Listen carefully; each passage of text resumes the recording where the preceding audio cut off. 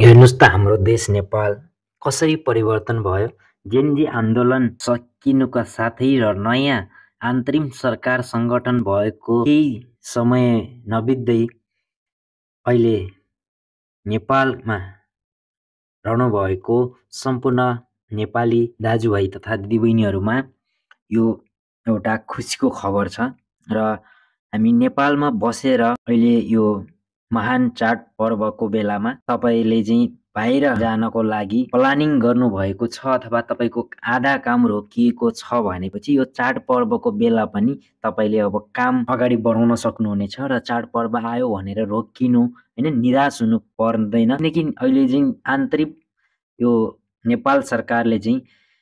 सम्पूर्ण नेपालीहरूको अन्तरिम सरकारले चाहिँ सम्पूर्ण नेपालीहरूको समस्यालाई मध्यनजर गर्दै र वैदेशिक रोजगार जानको लागि कुनै पनि आपतकालीन समस्याहरू कसैलाई पनि नपरोस् भन्ने यो चाडपर्वको बेलामा पनि तपाईँलाई यो सेवाहरू अहिले उपलब्ध गराइरहेको छ र तपाईँ चाहिँ यो दसैँ तिहारको बिचमा चाहिँ विदेश प्लानिङ गरिरहनु भएको छ अथवा विदेशतिर जाँदै हुनुहुन्छ भनेपछि अब तपाईँले चाहिँ यो चाडपर्व कहिले जाला र म कति बेला चाहिँ विदेश जान पाऊँ भनेर चाहिँ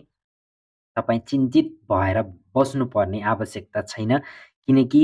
रोजगार विभागले आपत परेको श्रमिकहरूलाई श्रम स्वीकृति जारी गर्ने व्यवस्था मिलाएको छ। यो चाहिँ जसलाई आपत पर्छ उनीहरूको लागि चाहिँ श्रम स्वीकृति दिने व्यवस्था